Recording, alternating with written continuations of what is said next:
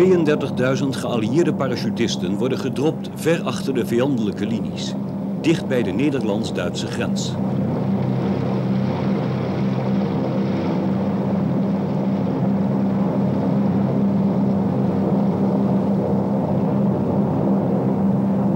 Deze operatie onder de codenaam Market Garden was een poging om snel een einde te maken aan de oorlog. De licht gewapende parachutisten zijn geen partij voor tanks en artillerie.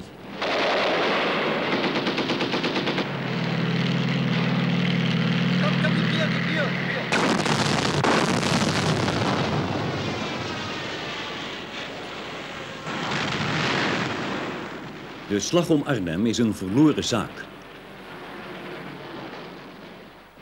Deze filmbeelden, gemaakt door onbekende cameramensen, tonen een indrukwekkend beeld van de realiteit van de oorlog. All the experiences of the war, the sounds of the war, the radio programs, the movies that we were seeing in those days, had left a real mark on me because I was a teenager. So here was an opportunity to go back into this material, which we'd totally forgotten about it. Filmmaker Donald Brittan monteerde kilometers film om een serie documentaires te maken over de Canadezen in de oorlog. I mean, I'd come out of a day looking at old newsreel footage and listening to old radio shows and reading old newspapers. And I had to shake myself to realize I was now in the 1960s and I wasn't back there at that time. So it had a sort of permeated your experience. And for a year and a half, I sort of refought the war through the material other people had gathered.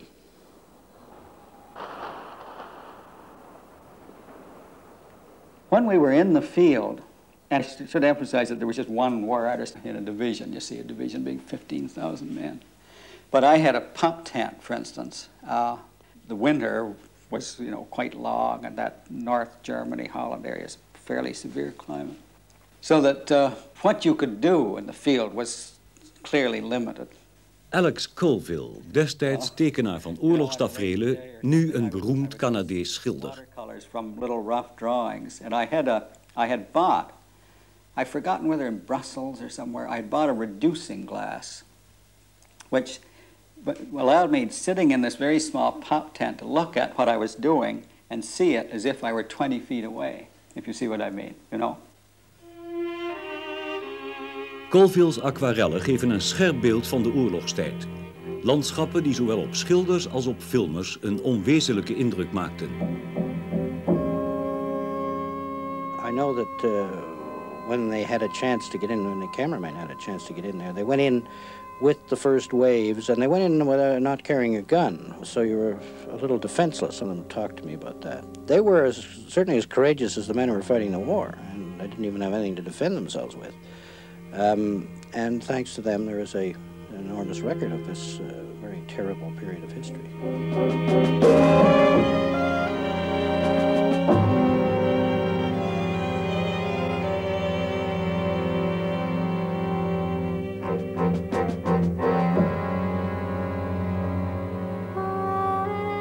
The records of war are interesting, perhaps most to the people who were in it, If I would be with an infantry company somewhere and making drawings, the people, the guys in the company were always extremely interested in what I was doing. And of course, the reason for this is, the constant consciousness that they're likely to be killed.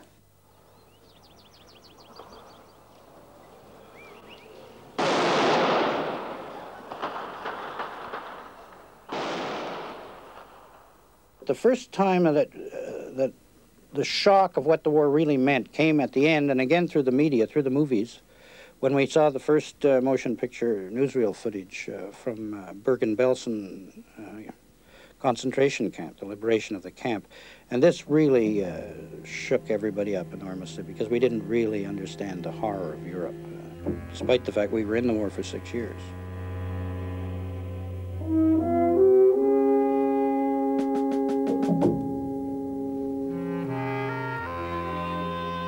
Being a war artist was something like, the parallel I would make would be for a novelist for a time to have been, let us say, a police reporter or something like that.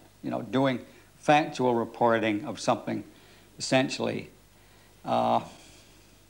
physical, sordid in a way, and concrete.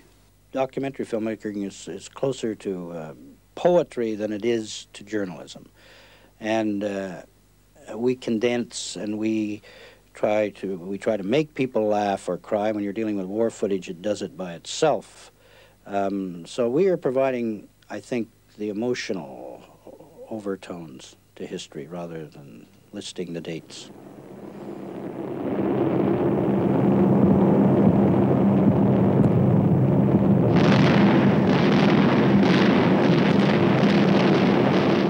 Op 10 mei 1940 viel Duitsland Nederland binnen. Op strategische punten in de kustgebieden werden Duitse parachutisten afgeworpen.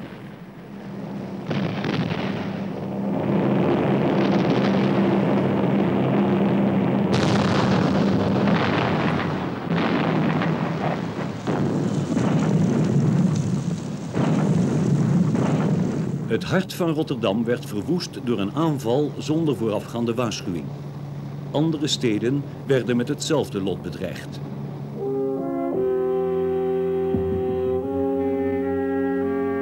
Het Nederlandse leger was verre de mindere van de Duitse aanvallers.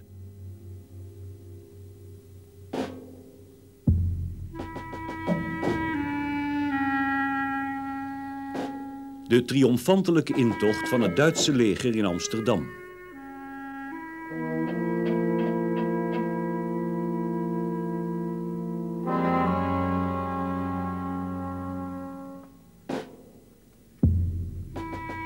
Nederland aanvaarde met een zekere gelatenheid de eerste gevolgen van de bezetting. Daaronder de benoeming van de Oostenrijker Seyss-Inquart als rijkscommissaris. Vooral omdat deze zich aanvankelijk scheen te houden aan de wetten van het internationaal geldend oorlogsrecht.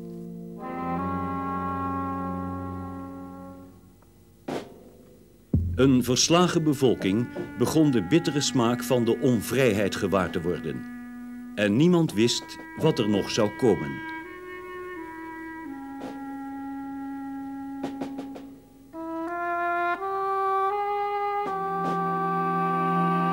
De Davidster diende aanvankelijk om Joden te onderscheiden van andere mensen. Al gauw werd het een symbool van de dood.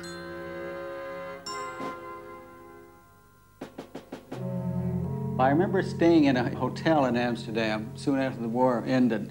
And it was near the railroad station on a corner. And I remember it had bullet scars. And Dutch people told me that the Germans had executed several young people against that wall, you know, just stood them up and machine gunned them. Well, the whole thing was, of course, there were many sordid and nightmarish features to that occupation.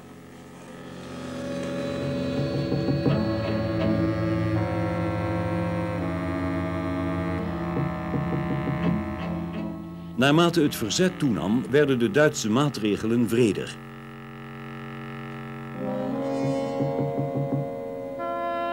Krijn Taconis sloot zich in 1943 bij het verzet aan. Met een verborgen camera fotografeerde hij het oorlogsleven in Amsterdam. Officieel was zijn vak commercieel fotograaf. Ondergrondse kranten en affiches onthulden de wrede waarheden van het naziregime.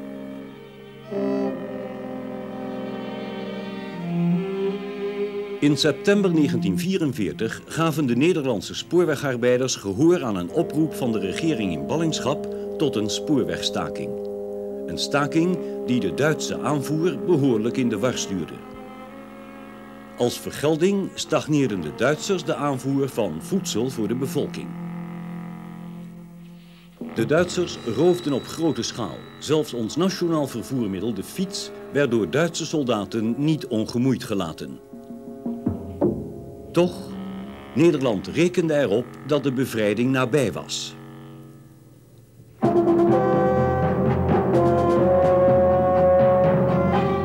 Maar de geallieerde opmars verliep te snel om te kunnen doorzetten. De aanvoerlinies werden te lang. Er moest dichter bij het front een grote zeehaven ter beschikking komen. De haven van Antwerpen was onbeschadigd in geallieerde handen gevallen. Maar die haven lag 80 kilometer landinwaarts. De verbinding van Antwerpen met de zee is de Westerschelde, die werd verdedigd door 6 Duitse divisies. Dat maakte Antwerpen onbereikbaar voor de geallieerde schepen. De 3e Canadese divisie moest de spits afbijten door het Leopoldkanaal over te steken om de zuidelijke oever van de Westerschelde van vijanden te zuiveren. I remember one of them, a fellow who called himself Dutch, actually, although he was Canadian from Saskatchewan, telling me about the Leopold Canal, at which they had had a prolonged fight all one night in one bank of this canal. They had crossed the canal. He and something like 7 or 8 guys only, get across the canal. And the Germans are on the other side. And they would fire the rain guns until they were ruby red, And, of course, it's a terrible night,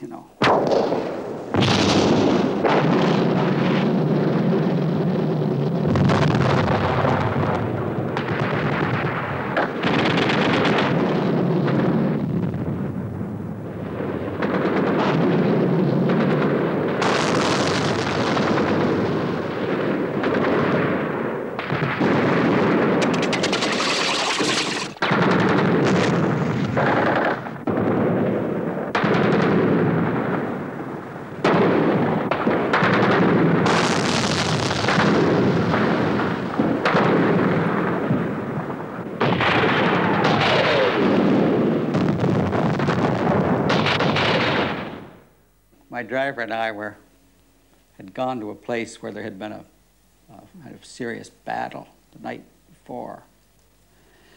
And we were walking along, having left the Jeep, when I heard this screaming sound and a very high whistle. And of course, it's true that if you almost get killed but don't, you feel good after.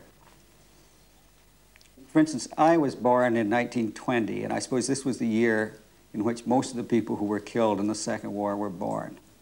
They were about in their early 20s and so on. And so a great many of the people that I went to school with and I knew in the university and so on were killed. And this too, then you think, well, to put it, in a somewhat hackneyed way, you don't take life for granted.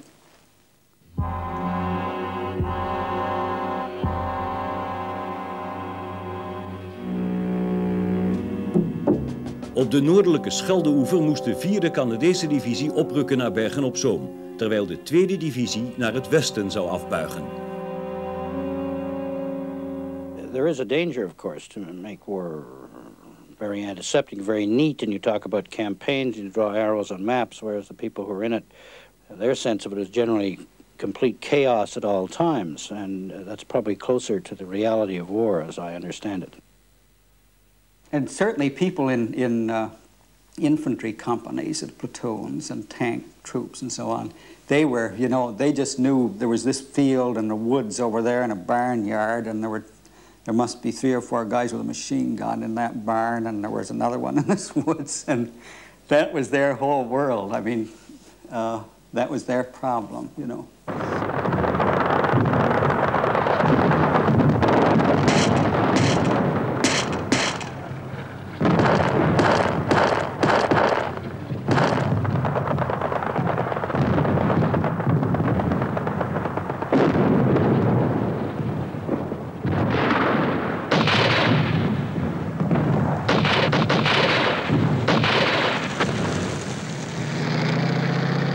One morning, our tanks came into the town, and these people were in the cellar, and our tanks were firing armor-piercing stuff right through the house in one wall and out the other, and they were unscathed. In the morning, at sometime after first light, they came up, and one of the children was killed in a burst of machine gun fire, I don't know whether it was ours or German machine gun fire, but I mean, here they'd been in the place all night. In the morning, they're okay. They come up, and one of the children is killed.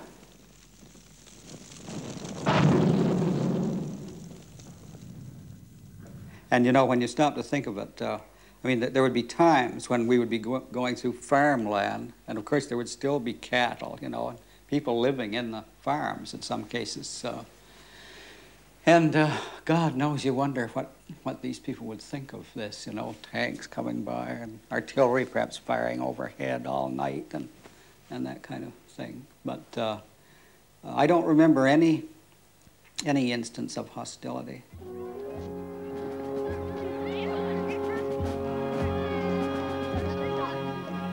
When a unit would move into a Dutch town that had just been liberated, fathers holding little children up in the air, and people with waving flags, and it was all quite emotional, really.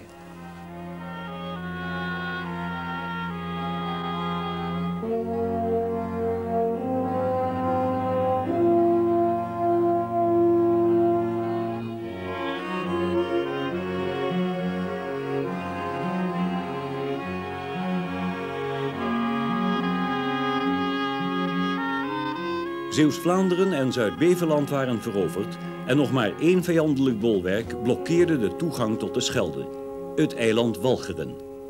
Als de zware zeedijk verwoest kon worden, zou het eiland onderlopen.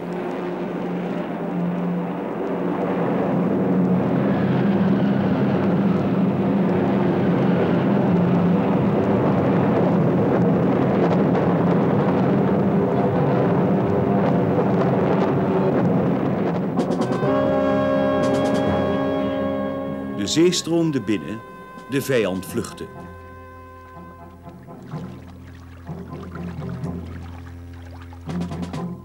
De Zeeuwen aanvaarden het verlies van hun land met voorbeeldige moed. Na 4,5 jaar Duitse bezetting was geen prijs voor de vrijheid hun te hoog. Populair werd het liedje met de woorden: eens groeit op Walcheren weer goudgeel graan. We zullen het herbouwen, steen voor steen. De Duitsers dreven al het vee naar hoger gelegen grond om de komende belegering te kunnen doorstaan. De Zeeuwen moesten maar voor zichzelf zorgen. De beslissende aanval kwam van 3 kanten. Een Britse commando-eenheid viel aan uit zee. De Canadezen zorgden voor een spervuur van artillerie.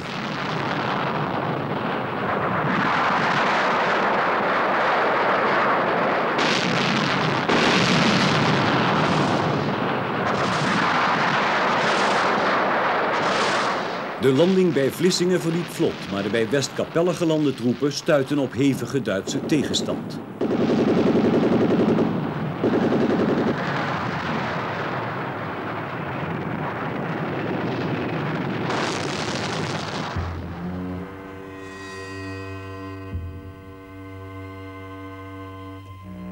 Na 32 dagen strijd onder de allermoeilijkste omstandigheden is de slag om de Schelde gewonnen.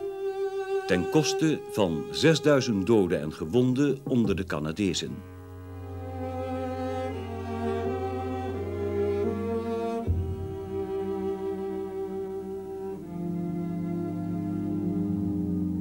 Na afloop van de strijd helpen de soldaten de Nederlandse bevolking bij de terugkeer naar hun boerderijen en dorpen.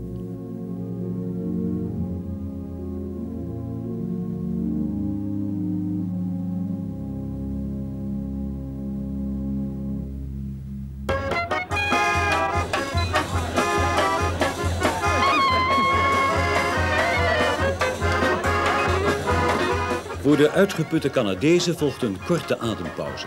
Tijd om het verleden te vergeten en even niet te hoeven denken aan de toekomst. Nu de haven van Antwerpen ter beschikking staat, is het aanvoerprobleem opgelost. De legers kunnen zich nu hergroeperen en zich klaarmaken voor de bevrijding van het noorden. 5 december, Sinterklaas.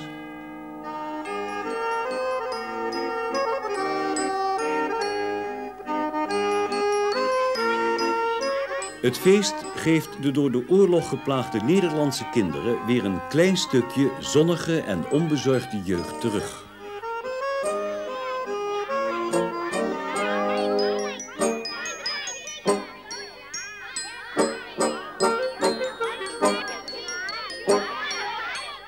Voor de soldaten is het een herinnering aan een ander leven, aan de andere kant van de oceaan.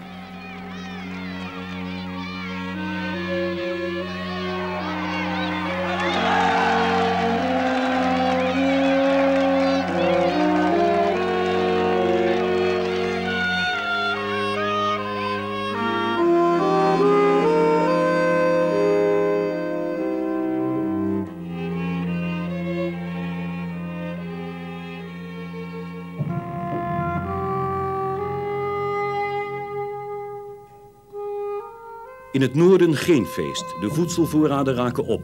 Afgesneden van de Limburgse kolenmijnen verstoken de mensen alles wat ze maar aan brandbaars te pakken kunnen krijgen.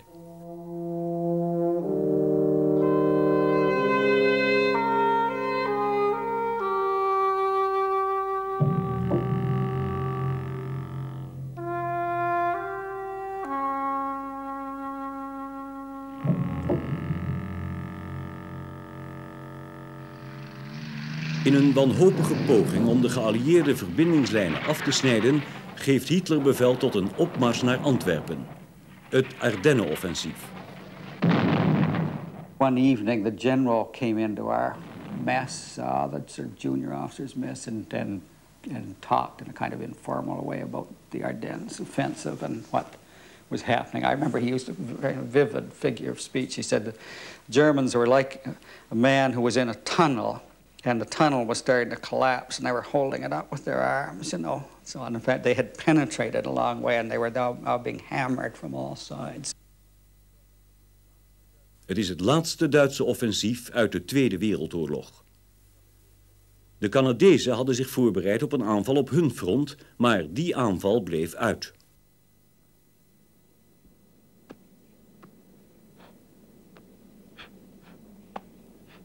Versterkt met Canadese troepen uit Italië verenigden ze zich in het voorjaar met de Britten en Amerikanen om de Duitsers terug te dringen tot over de Rijn.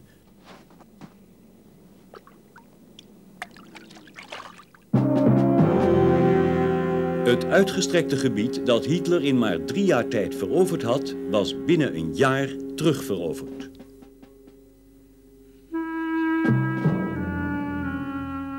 Het hooggeroemde 1000-jarig nazirijk had maar 12 jaar stand gehouden.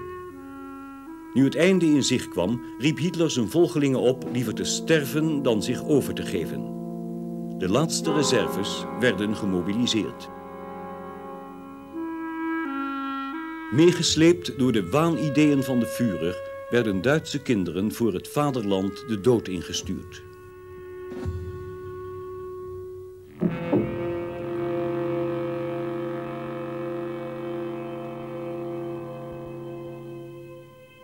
In de steden van West-Nederland is de bevolking aangewezen op de gaarkeuken. De hongerdood wordt een vertrouwd verschijnsel.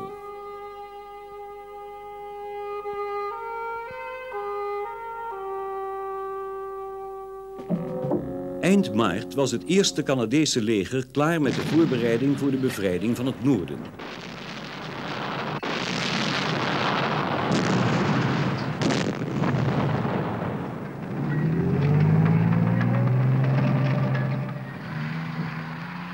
Op 2 april, nadat de Britten en de Polen kort tevoren de Rijn waren overgestoken, begon de grote Canadese opmars naar het noorden.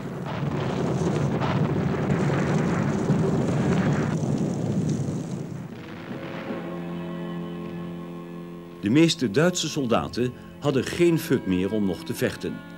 Voor verschillende van hen was dit trouwens de vuurdoop.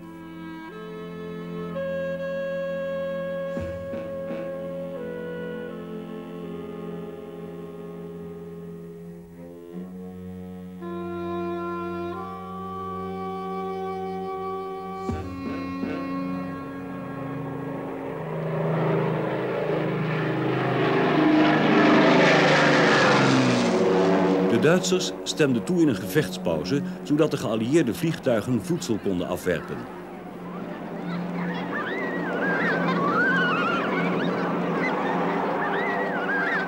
In 9 dagen dropten 800 vliegtuigen 12.000 ton voedsel.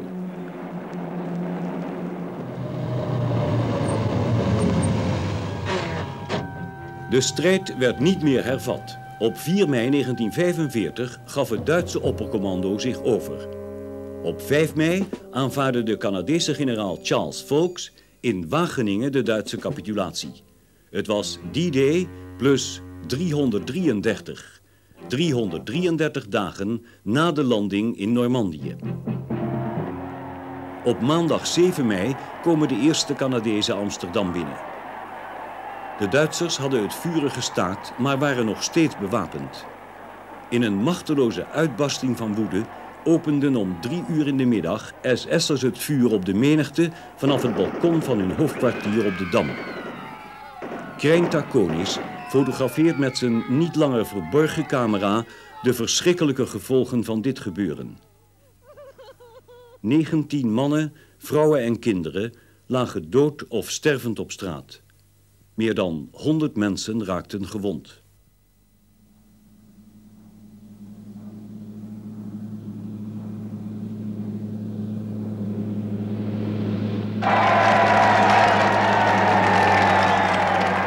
Toen de Canadese hoofdmacht in Amsterdam aankwam, werden de soldaten bedolven onder het enthousiasme van een dankbare bevolking.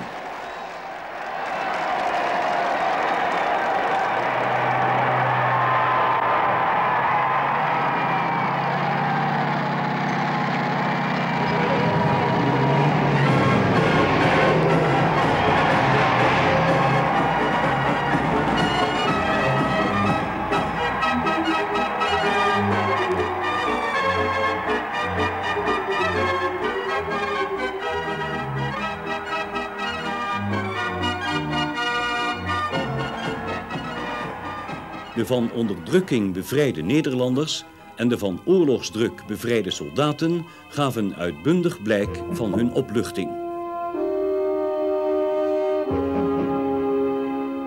De toen ontstane Nederlands-Canadese vriendschap wordt vandaag in Amsterdam opnieuw bevestigd.